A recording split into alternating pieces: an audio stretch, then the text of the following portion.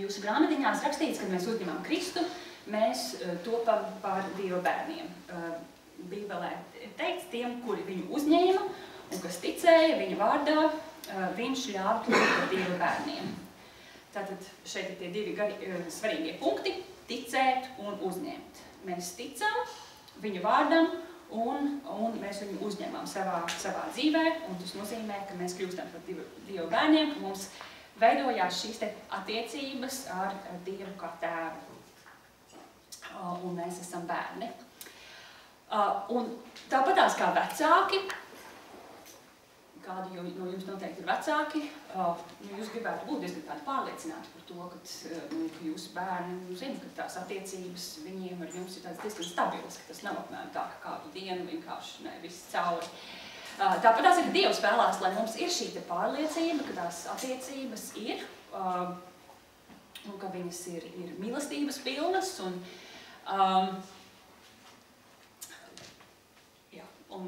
tad šī pārliecība ir nepieciešama. Šī pārliecība ir nepieciešama, un Dievs to pavisam vēlās. Protams, tā bēdīgā lieta ir, ka daudzi pat cilvēki, kas sevi sauktu par kristiešiem, ka viņi tā īsti nav pārliecināti. Ir, nav, es it kā uz baznīcu eju, bet es īsti nezinu, vai es Dievam piedaru, vai man ir attiecības ar Dievu. Bet Dievs pilnīgi noteikti vēlas. Dievs vēlas, lai mums būtu šī te pārliecība. Jūsu grāmatiņās tas arī ir tā skaidri teikt. Dievs grib, lai mums būtu pārliecība. Lai mums būtu pārliecība par mūsu ticību, lai mums būtu pārliecība par mūsu attiecībām ar viņu. Un šeit jums atkal ir citāts no Jāņa 1. vēstules, 5. nodaļas. To es rakstu jums, kas ticat Dieva Tēva vārdam, lai jūs zinātu, lai jūs būtu pārliecināti, ka jums ir mūžīgā dzīvība. Tātad pilnīga drošība, pilnīga pārliecība, ka jums ir mūžīgā dzīvība.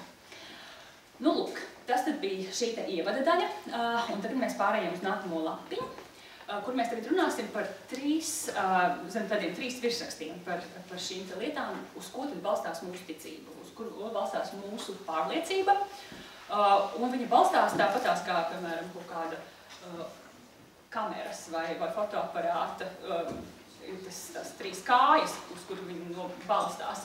Tāpatās arī mūsu ticība un mūsu pārliecība par mūsu ticību balstās uz visu trīsvienību, kā tādiem trīs balstiem.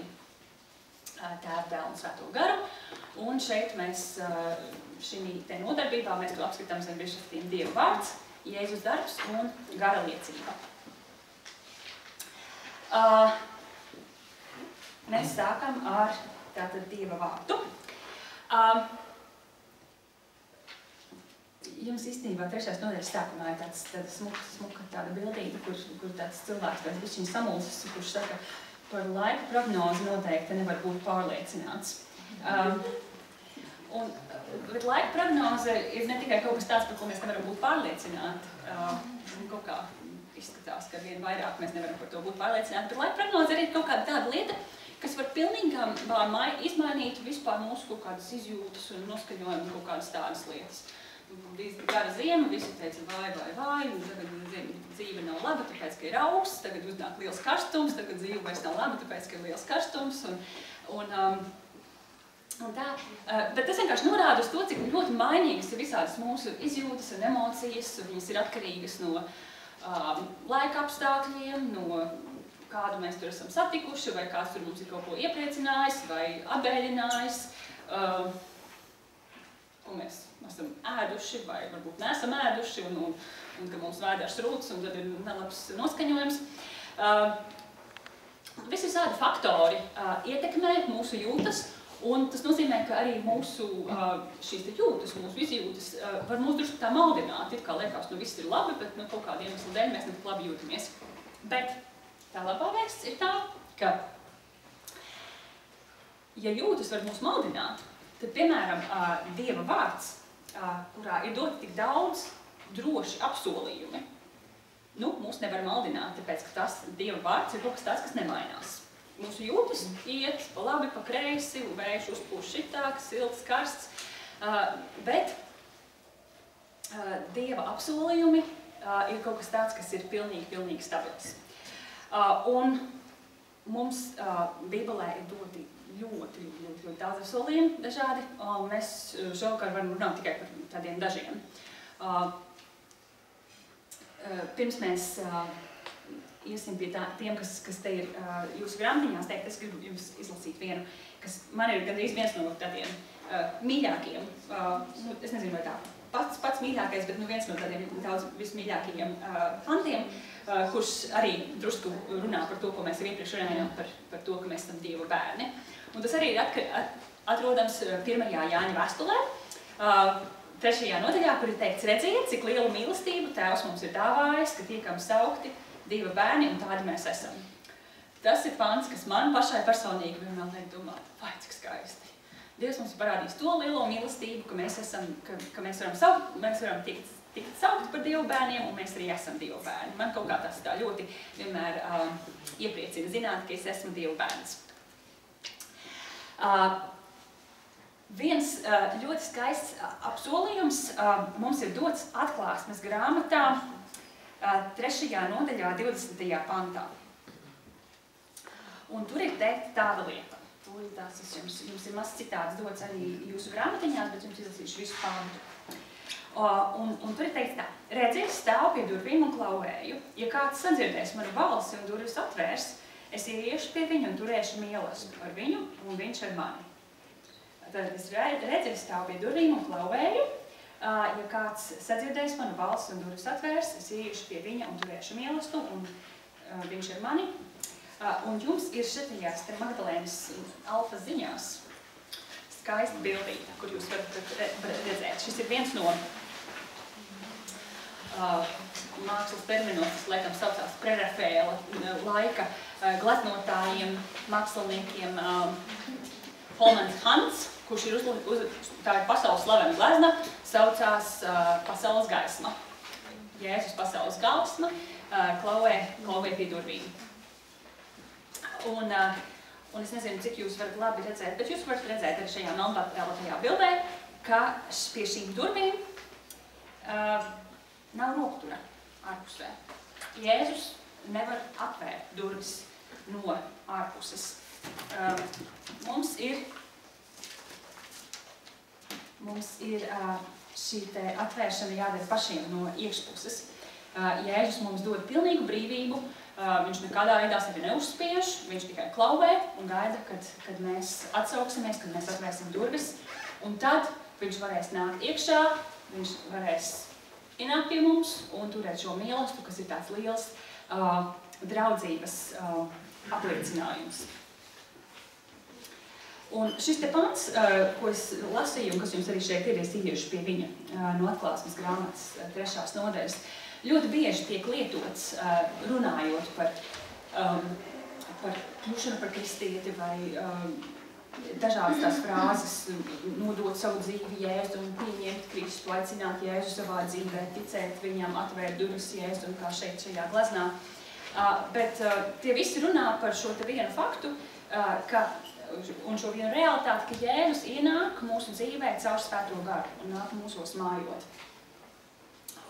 Bet, kā es teicu, mums ir jābūt tiem, kas ir tie, kas atver šīs durvis un ļauj viņam ienākt. Viņš nekādā veidā nelauzīsies ar spēku iekšā, neko uz mūs nekādā veidā nespiedīs. Un tad, lūk, viņš nāk, un tu viņš tur mierelastu, un tas nav apmēram tā, mēs pēdam mīlestību, un tad viņš iet projām. Patiesībā tas ir tādu skaistu attiecību sākums. Viņš nāk ne tikai turēt mīlestību, viņš nāk tiešām mājot mūsos. Un tur mēs nonākam pie nākamā panta, kas arī ir jūsu grāmatiņās, ka viņš ienāk pie mums, un viņš patiesībā nāk un paliek tur. Un viņš mums nekad neatstāja. Mateja evaņģēlija pašās beigās, 28. nodaļā, ir, kad jau Jēzus dodās projām, un viņš dod saviem mācekļiem šo te pavēli, vai aicina viņus padarīt visas tautas par mācekļiem, viņš arī saka viņiem, un es esmu kopā ar jums ikdienas līdz laiku beigām. Tātad viņš ienāk, un viņš ir ienācis, lai paliktu. Viņš nekad mūs neatstāja. Un man liekas, ka tā ir tā doma viena, kad Jēzus ienāk un viņš vienmēr tur paliek, ir ļoti laba vēsts. Un man liekas, ka varētu teikt, ka šī klātbūtne, ka viņš nāk pie mums, ir patiesībā vislielākā dāvana, kas mums ir dota. Ka mēs neesam vieni, ka mēs vairs neesam vientuļi, pamesti, kādi mēs varam dažreiz justies, bet kad Jēzus nāk un mājo ar mums. Te pašā Jāņa evaņģēlijā, ko mēs jau iepriekš pieminējām, ir uzsvērta vēl viena liela dāvana, kas mums tiek dota, un tā ir mūžīgā dzīvība. Šeit jums grāmatiņās ir rakstīts, es tām dodu mūžīgo dzīvību. Tām šim gadījumā attiecās uz aitiņām, jo Jēzus stāsta šo stāstu par to, kā viņš ir labais gans, un viņš gana savas avis, un viņš par viņām rūpējās, un viņš viņām dod mūžīgo dzīvību. Un mūžīgā dzīvība, tas pat nav tikai kaut kas tāds, ko mēs varam kaut kad tur tā un nākotnē. Mūžīgā dzīvība ir kaut kas tāds, kas ar Jēzus atnākšanu, Jēzus ienākšanu mūsu dzīvēs, ir jau sācies. Tas nozīmē, ka šim terminam vai jēdzienam mūžīgā dzīvība, viņam nav tikai tāds kvantitatīvs aspekts, kā teiksim tā laika ziņā, tagad mūžīgi mūžos mēs tagad dzīvosim, bet arī tā kvalitatīvais aspekts, kas nozīmē, ka mums tā patiesā dzīvība tiešām jau ir sākusies ar Jēzus atnākšanu, ar Jēzus iemājošanu mūsos. Tātad tas būs tagad šis te pirmais punkts. Tātad Dieva vārds. Dieva vārds ir tas, uz ko mēs varam paļauties, kas mums dod šo te pārliecību. Tātad mēs varam uzticēties, pieņemt Dieva apsolījumus un uzticēties uz tiem pilnīgi paļauties. Tagad ejam pie otra punkta, kas ir Jēzus darbs.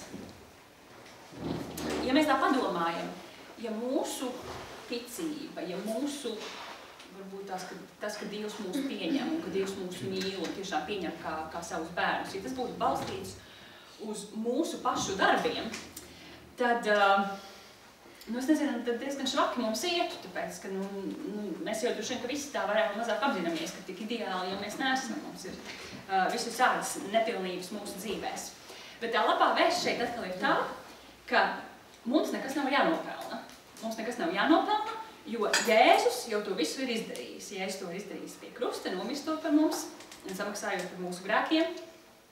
Tas nozīmē, ka mūsu pārliecība par to, ka mēs esam Dieva bērni, ka mums tagad ir šīs te attiecības ar Dievu, ir balstīta nevis uz to, ka mēs tagad esam tik ideāli, tagad tādi mazi eņģelīši, bet uz to, ka Jēzus pie krusta ir par mums nomiris, ka Jēzus ir samierinājis mūs ar Dievu, un ka šīs attiecības ar Dievu, kas pašos sākumos pie grēka krišanas tika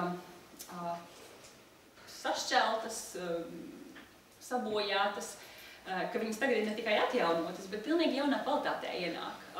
Un ka mēs varam no visu savu sirdi zināt, ka mēs esam Dieva bērni, ka mēs esam Dieva pieņemti, ka mēs esam Dieva mīlēti. Tātad šī te ir tas, ka Jēzus nopelnu dēļ, tā, ko Jēzus ir darījis, Jēzus darba dēļ, kad mēs esam pieņemti no Dieva, tā ir pilnīga žēlstības un mīlestības dāvana. Un mēs varam lasīt arī Jāņa evaņģēlija 3. nodaļā 16. pantā. Jums šeit ir grāmatiņās tas pavisam mazs gabaliņš. Dievs mūs mīl un atdeva savu dzīvību, lai pierādītu to. Tas pilnais pants skan kaut kas tā. Jo Dievs tik ļoti pasauli mīlēja, ka viņš deva savu vienpiedzimušo dēlu, lai viens, kas viņam tic, nepazustu, bet iegūtu mūžīgo dzīvību. Atkal šī mūžīgā dzīvība. Jāņa evaņģēlijā mūžīgā dzīvība ir kaut kas tāds, kas visu laiku iet cauri.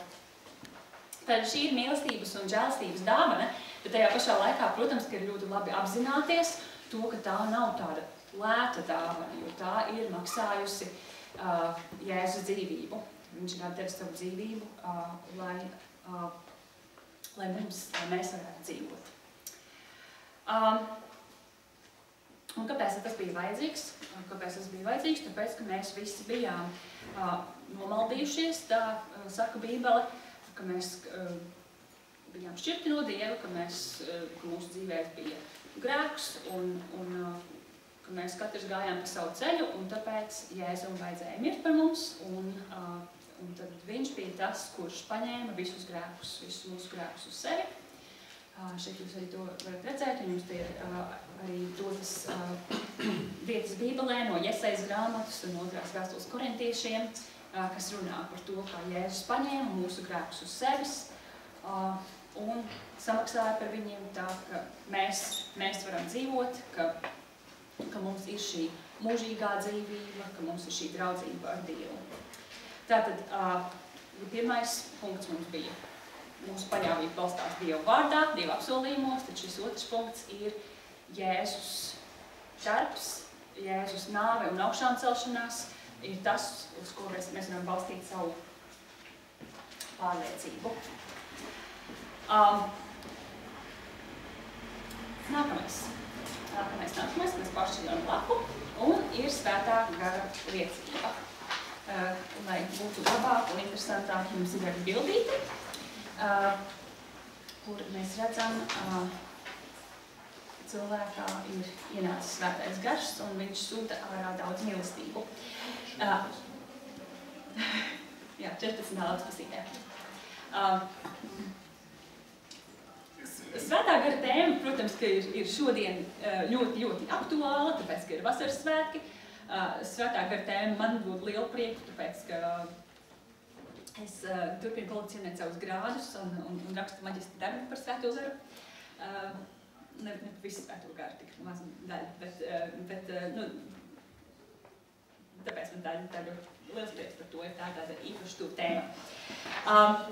Bet jūsu grāmatiņās jūs lasat, ka cilvēkam tulkot par kristieti, vai?